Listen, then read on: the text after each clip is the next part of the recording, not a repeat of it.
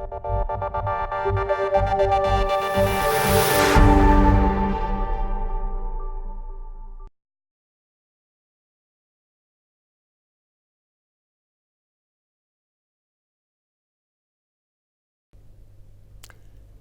name is Seshadri Raju. I'm a vascular surgeon practicing in Jackson, Mississippi. I was born in India, South India to be precise, but I've been in Jackson, Mississippi for the past 50 years. My practice is restricted to venous disease. In the last 30 years, venous disease has become a subspecialty of its own, and I have contact with several practices that do exclusively venous disease practice. The person sitting next to me is Dr. Vinay Satwah, and he is a senior physician who runs a clinic in the northeast of the United States centered around Washington, D.C., and they have 26 clinics operating in the northeast portion of this country. I have visited the practice location several times, and they do a very high class work and a high quality practice in this specialty. So I'm going to ask Dr. Satwah to give the general audience some idea of what kind of diagnostic instruments you use, what kind of venous disease do you see and treat, and what are the treatment procedures like. In olden days, it used to be inpatient admission, several days of treatment. I know all that has come down to basically outpatient type of treatment. Sure. And if you can give the audience and the physicians who are listening how that works in your clinics, I think that would be revealing. Thank you, Dr. Raju. It will be my pleasure. I appreciate you for this wonderful invitation to the VICON 2020 meeting in Mumbai. It's been a fantastic, eye-opening experience.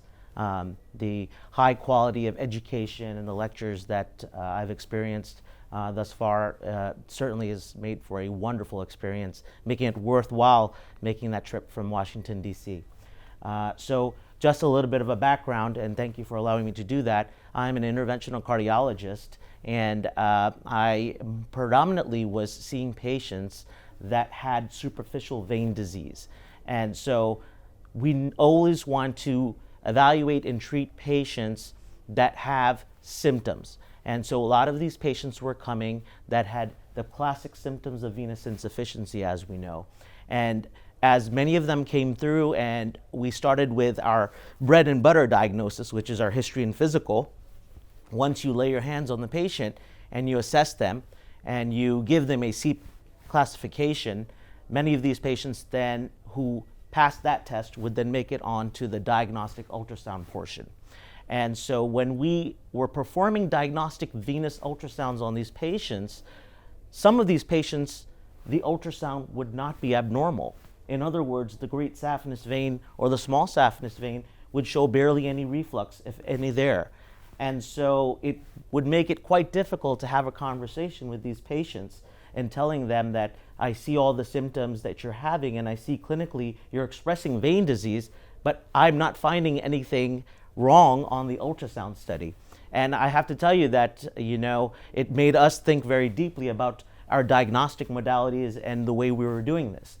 And so around that time, I was privileged to come across some of your literature that you had published from years back, and it really opened up a whole new world for our practice, in that many of these patients that were coming through, we were actually missing the diagnosis of pelvic venous insufficiency. And so once we started understanding that portion of the science, we were able to then open and start our pelvic vein program, thankful to you and your hard work and dedication to this.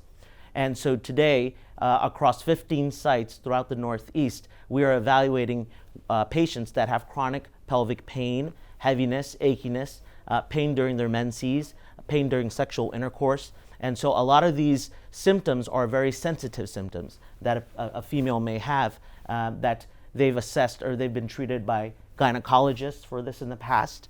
Many of them have been told at a young age that they need a hysterectomy, which, you know, is kind of alarming if a patient can be treated for a pelvic vascular disorder that they have and not have to undergo a hysterectomy. And so we are starting to really gain some national attention there in the Northeast in United States. So with that, it's really opened up a wonderful journey for us, and really enjoy doing it. It's a wonderful experience, very, very fulfilling. And so you have certainly, again, paved the way. I wanted to ask you a question now for somebody who's just starting or who has started into it and at a point. So I'm about 5-6 years into it, and you've mentored me. I would like to know, for our young audience out there that wants to get started in this, young in their careers, what would your advice be to somebody who wants to start a deep vein program? It's very difficult because many other specialties have a way to train yourself through proper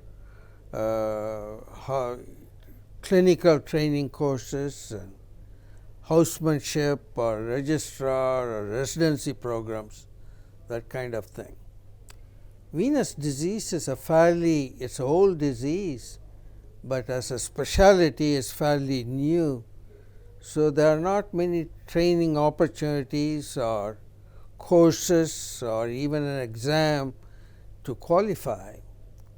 Unfortunately, textbooks do not give enough space to this disease, and it's a difficult area to specialize in.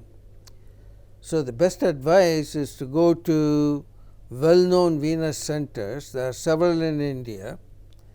There are several others in the surrounding Southeast Asian nations, and many more in Europe, and the largest number probably in the United States.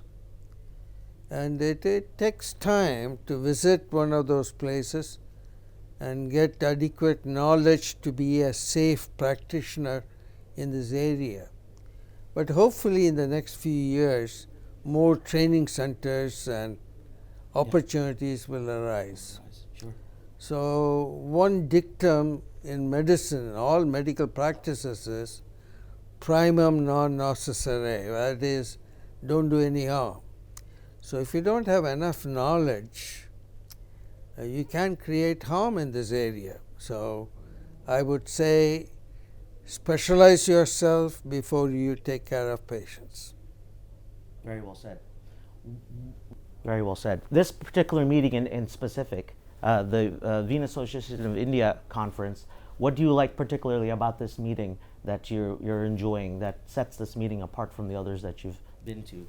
Well, it's a high-quality scientific meeting.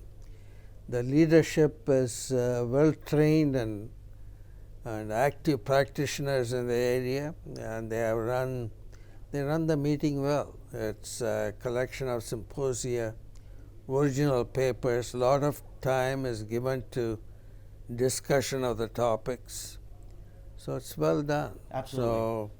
And so, you know, for our audience, we had a wonderful session in the deep veins, and two really important things that I took away from it was that Dr. Raju gave a very nice talk on the importance of IVUS, intravascular ultrasound, and if we're only using venography in diagnosing venous outflow obstruction, how we're missing a percentage of patients. And Dr. Raju, what percentage of patients are we actually missing the diagnosis if all we're doing is venography? Well, the sensitivity is only 50%. So if you use venography, you may miss large number of patients. Wow. If you're an expert, though, there are very subtle signs on venography that you can pick up that most radiologists even will not be able to pick up. So in that sense, if you are not an expert, you are going to miss a lot of disease on venography. Absolutely, absolutely. And one final question I have for you is, we're very excited about the dedicated iliac vein stents that are on the horizon. What are your thoughts on that and your experience? We are beginning to use two of them in our practice. They are easy enough to put in place, but of course the proof is in the pudding. We have to wait several years to see how they actually perform and do they live up to expectations. So I'm looking forward to your follow-up next year, and hopefully we'll have some more exciting data from the outcomes of the dedicated vein stents. It will certainly be a good reason to come back to this conference. That sounds great to me. Thank you very much. Thank you, Dr. Raju.